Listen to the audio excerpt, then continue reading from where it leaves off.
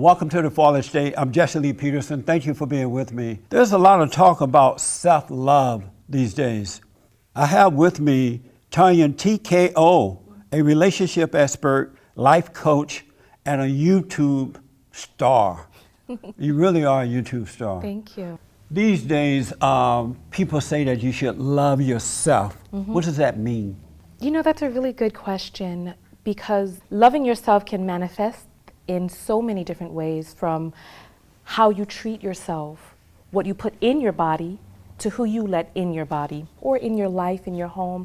There's so many different facets of loving yourself, but taking care of yourself, honoring yourself, creating a safe space for yourself. How do you know when you don't love yourself? Well, we are love, and when we are not congruous with love, things don't feel right. Have you ever had like a little rock in your shoe? Or right. something just wasn't right? Yeah. Or your car wasn't aligned and you just couldn't stay straight in the lane? When things are not going right in your life, when things are not feeling good, when you're not feeling good, then there's an indication that something may not be right. What do you mean we are love? We are made of love. We are created by love. We were made to be love.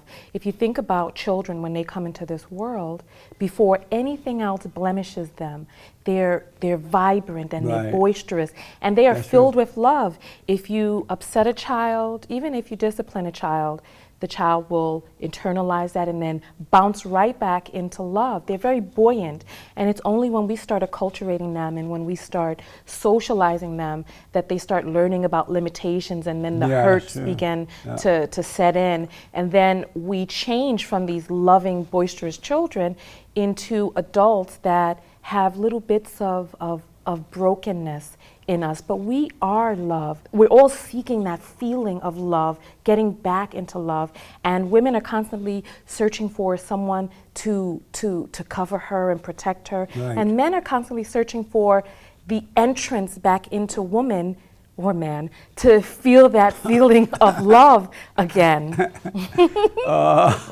That's funny. I noticed that women are more insecure than men. Why is that? Well, if that's your noticing, then you would have to tell me why it is that you feel that you're noticing that. From talking with men and women, I know that issues with esteem manifest in many different ways for men and women.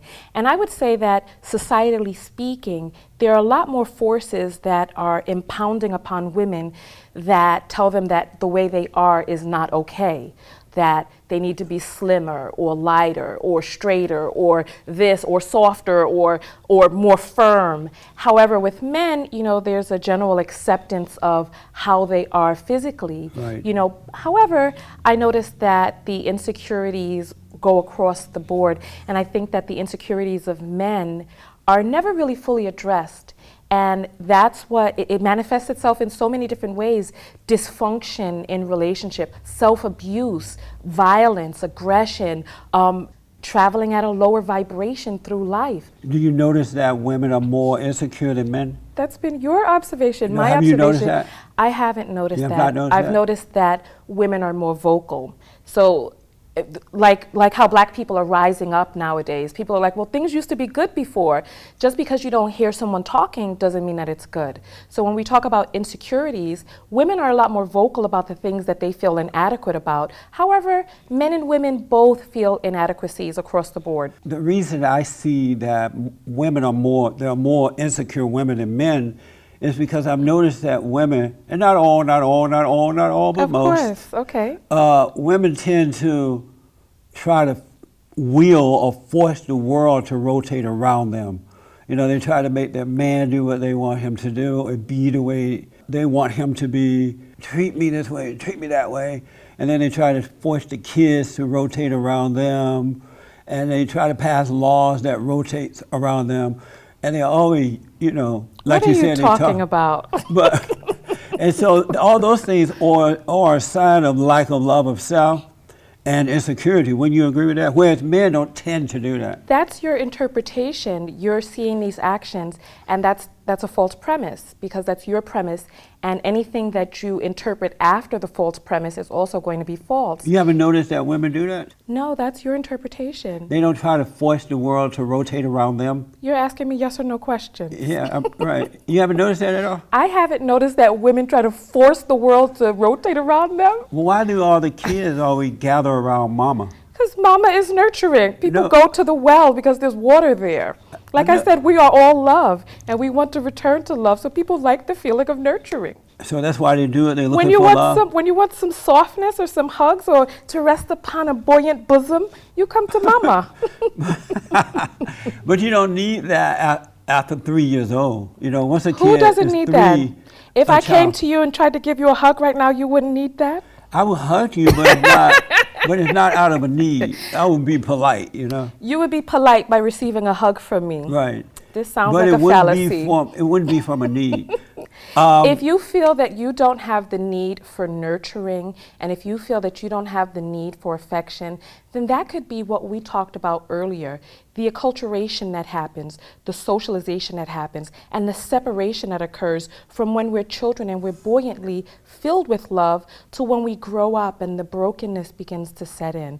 If you feel that you don't need affection, Jesse, I'm going to have to call your bluff on that. So you mean like need affection from another person? Why would I need that as an adult man? You tell me why you feel that you don't. Because I have perfect peace within myself, and so I don't need that. When I was in a fallen state, I needed that. You know, I couldn't. There were not enough women on earth for me. But once I overcame the fallen state, then I don't need that anymore. I don't need that. Wait a minute. We might be talking about two different things. Are you talking about trying to enter a woman or enter another being carnally, searching for something through the entering of them, or sharing affection and love with other human beings, with other energy forces? You are energy and I am energy, and human beings peer bond. It's nice to be around nice, juicy, vibrant energy. It is. Have you ever had a friend and anytime you talk to them, you're just like, they just drain you? Yeah, that's a negative energy. Right. And have you ever been around another person that just they're so vibrant and so juicy and so just colorful, and their energy just feels so good, and you just love being near them? Well, there is a positive energy that comes through some people and a negative one that comes through others. When you say nurturing, define that for me. What do you mean by people need nurturing? Like a feeding of your spirit, a feeding of your soul. It's just coming into contact with certain energies is just so filling. Can you have that nurture without receiving that from a human being? You know, there's some people who have pets. There's some people who find nurturing in the sun. There's some people who find nurturing we are here on this earth for the experience of the soul. Each one of us is doing something different here, and each one of us, we're walking around in these human encasings. This is what you see is an illusion, but you can still feel my energy. Even sitting near away from me, that's the difference between someone watching you, watching me, or watching someone else, or turning away from someone else, or gravitating towards another person. How does one lose his or her energy, as you put it, or love for oneself? How is that lost? Because kids have it, then at some point they lose it. That's a great question, and I'm glad that you asked that. We come into this world, you know, being encased in this human body is limiting. And as we learn to navigate in this human body, we learn about our limitations. If you think about where you were before you came into this body, what you were able to do before you were restricted by the laws that govern this physical world. You know, so it's like as your parents tell you, don't do that, don't do this, and you start to learn their reality, as you start to learn their cultures, their patterns, their habits, and as your parents start to tell you this or that's wrong, or you're bad, a bad boy, bad girl, don't do that, I'm gonna beat you, you're gonna get this, stand in a corner, you're suspended, you're expelled, you're black, you're a man, you're this, you're not supposed to do that, boys don't do this, girls do that, sit like a lady, be a man by other people's perception, by other people who felt limited themselves. And so into our lives when we're children, the reason that we came into this world begins to become revealed. And that's when the trauma comes in. So you become The like childhood molestation, you become the like what you hate, alcoholism huh? in your family, the violence in your home. So what I hear you saying is that when, starting with the parents, when they started to pressure you to be a certain way and act a certain way, that causes you to become angry at them.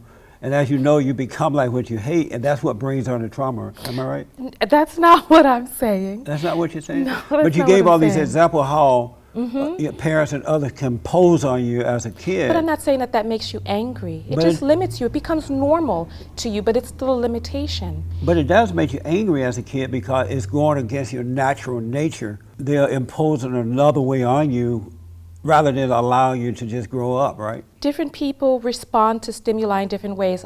Anger may be one person's way, sadness may be another, fear may be someone else's, but these things come into our lives and we respond to them, and as we respond to them and as we begin to define ourselves by other people's standards, that's when we begin to break away from who it is that we naturally are. I can't say that that makes a person angry at their parents. It could make them angry at themselves. So each person is going to respond differently, but the result is still the same. Do you believe that we become like who we are angry at? I don't know whether or not we become like who we're angry at. Have you noticed that there are I a know lot that what we resist persists. What do you mean by that?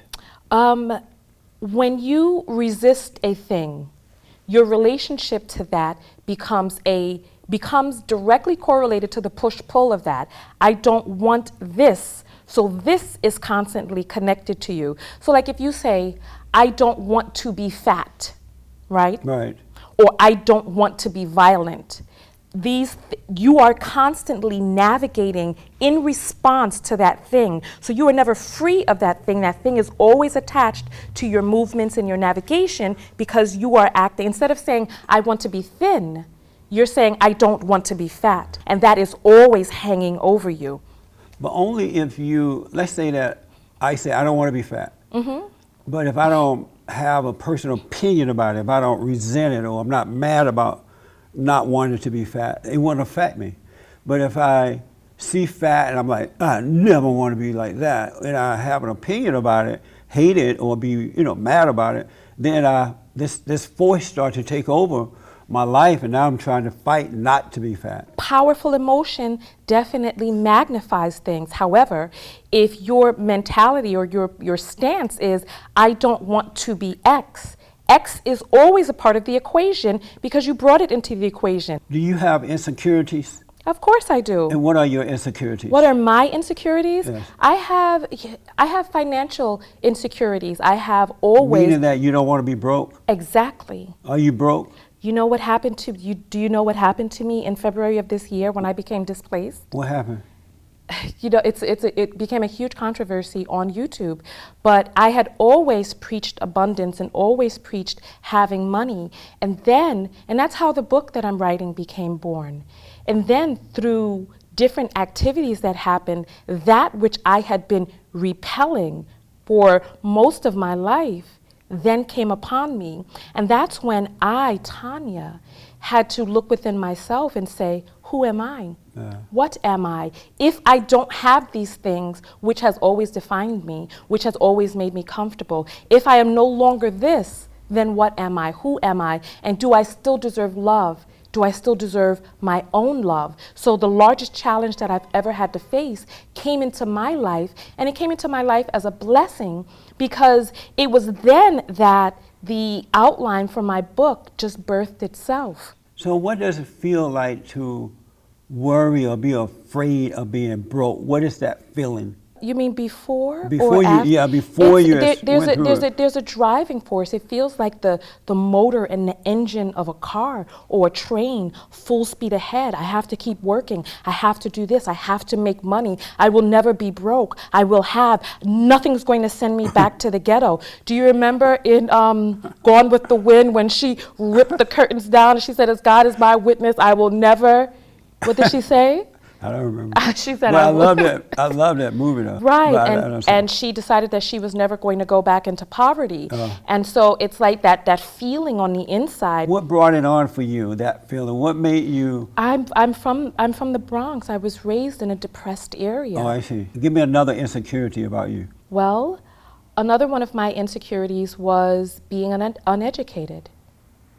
I did not want to be ill. I did not want to be uneloquent. I did not want to speak poorly. I did not want to not be able to navigate mentally through this world. Which is most important, to be well educated or a woman of character? I think part of your character is what drives you to want to do the best for yourself and other people. So which is most important? I think that they're all related. I noticed that a lot of women are acting in a way that they think men are acting as though they think it's the right thing. For example, they're having sex before marriage, or they're having sex with different people, or they are married and cheating on their husbands now. It's real popular now. And they seem to think that because some men are doing that it's okay to do it without realizing that it shows a lack of character and self-control. What? For women to be doing those types of things. For women to be doing what types of things? Enjoying sex? Before marriage. Well, then that's your opinion, sir. So do you see that as a lack of character? I actually am on the opposite side of that than you. If a person is doing something for another person, that's a different story. But if there's a woman who is in touch with herself and her inner feminine divine, and she wants to engage in coitus with a person, then she should. I think that there's a huge problem, and even the way that you prefaced the question is part of the socialization that we've had, that women's bodies are somehow the property of men, and that a woman should not do such and such because of the way men will interpret her actions. Men are so free, fast, and loose with their penises. If there's a woman who wants to go out there and enjoy all of this free, fast, and loose penis that's out there, then I think that she should go and enjoy it. Why is it that men are not more selective with their godly seed, with their kingly phallus? That's the point I'm making, that women seem to think that men are free because they're doing it when they're really enslaved by that. And so they go out and do the same thing. Well, men can do it, they are free, and they end up enslaving themselves as well. But I think each person is doing it for a different reason. There are some people who are engaging. It shows a lack of love for self. That's your, and there we go with the false premises again. That's the way that you are perceiving someone else's actions without having enough information to form a proper conclusion. So would you recommend to women to have sex before marriage? What is marriage? When a man and a woman come together as one. Man and woman? Under the umbrella of God.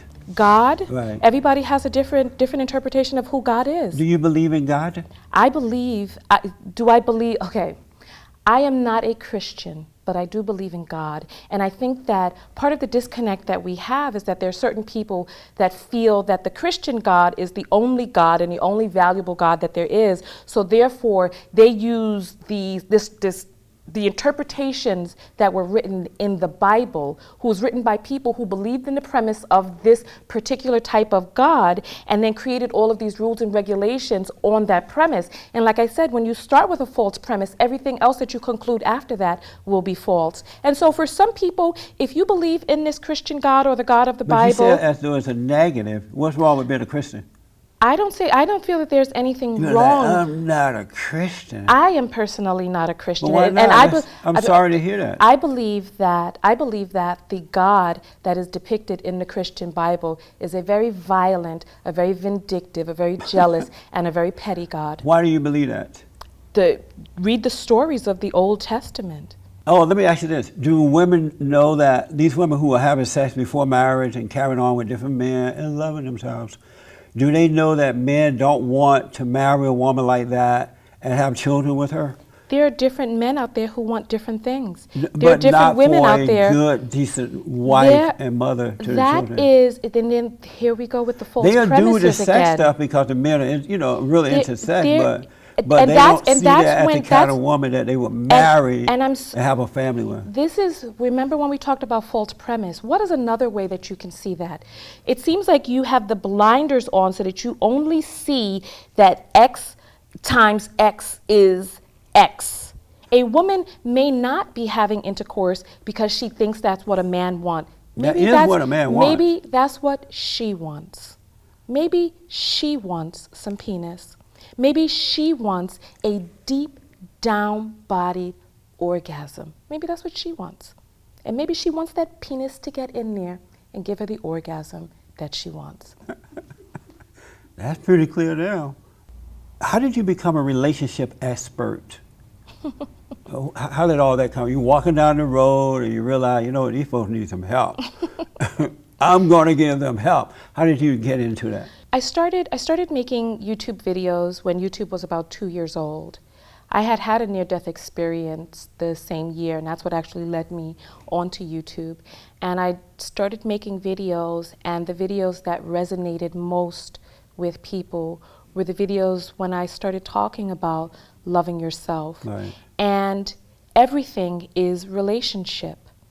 The relationship that you have with yourself is mirrored in the relationship that you have with other people.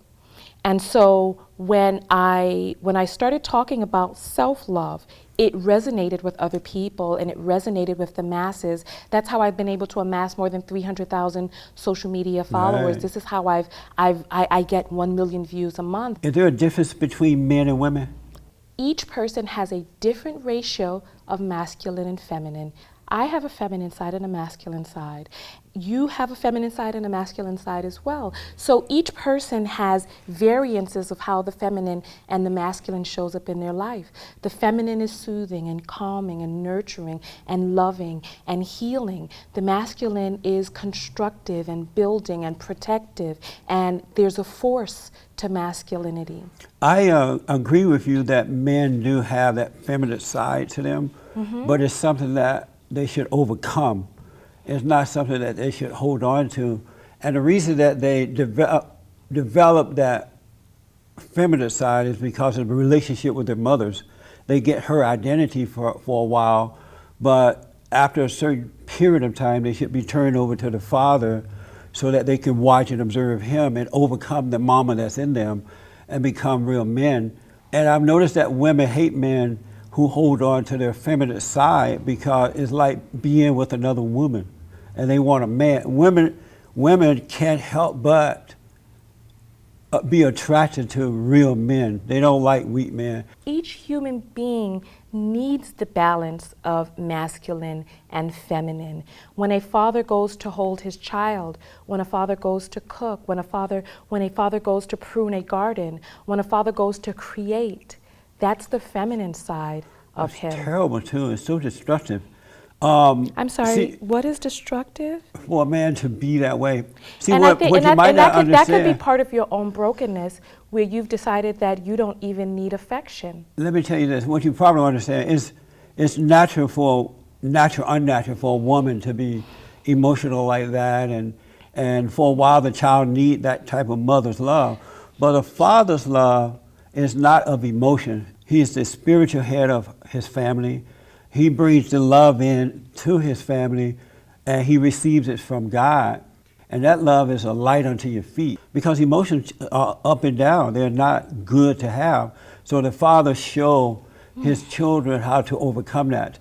Do you agree with that? Of course I don't, and you can see from my face that I'm I know, I revolted see you. Why by are that you thought. rejecting it? Would you I'm want, revolted by it. would you want to marry a feminine man?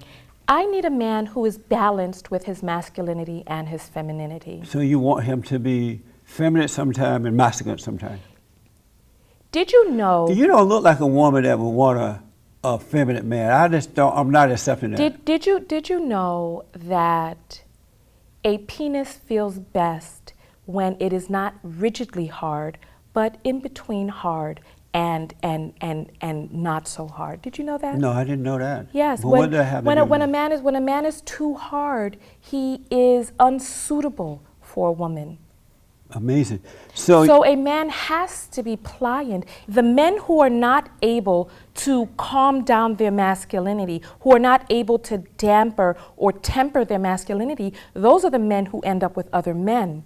A man who wants to be with a woman has to soften himself and make himself pliable enough for a woman to be with. he doesn't have to do that, but in his weakness, he think he does, because he doesn't understand that masculinity draws women unto them. They don't have to weaken themselves like that. But you're right, men do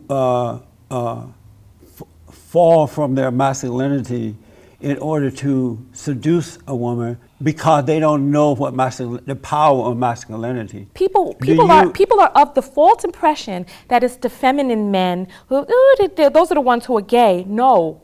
It's the ones who are like, rah, rah, I'll never soften myself. I am man. I don't need to be soft. Those are the ones who end up with other men, So do you because think they can that's what- all be masculine together and roll around, punching and grappling each other. Do you think that's what masculinity is? That is hypermasculinity. What's Yes. your definition of masculinity? I gave a definition of the masculine and the feminine earlier. Well, let me tell you what it is. Oh, you're going to tell me what your definition of it is? No, I'm gonna tell you or exactly. the definition? I'm going to tell you the definition. Where are you of getting it. this definition from, Jesse? You hear it in my definition. A masculinity is a male who loves God with all his heart, soul, and might, along with nothing else, and his neighbor as himself, meaning that his love, his identity is coming from God through him onto his wife and to his children. Masculinity is not something that you have to put any effort in being. It is natural to be that way once you get to the point where you start to love what's right more than anything else. And it's that power and love that draws the woman unto him. That woman becomes his wife, and he treats her in the way that his Father God is treating him, with love. Okay. Isn't that beautiful? We Now, I all know have you like different- that, We all right? have different definitions of beauty. But did you like that definition? See, I you thought personally masculinity didn't. was acting out and being That's tough. what the and- masculine is. That's not masculine. That's feminine. That's your, no. That's it. That's totally. You- that's where- fake can you tell me- masculinity. okay. This demonstration that you gave us for masculinity is Hyper-masculinity. It's not masculinity. Okay. And that's why those guys, some of those guys, do end up in bed with other men. Do you believe there is a wrong and a right? I believe that there are things that are in alignment with who it is that we choose to be.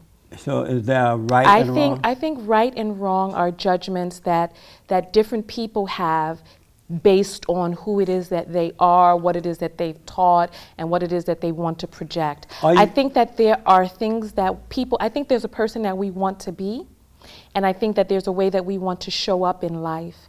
And I think that there are things that will help us get there and things that will not. Are you a real you like sex a lot or something? You're really into sex? Where is this question coming from Because all of a you sudden? you know, I you said mentioned about this the is a penis question and that all was.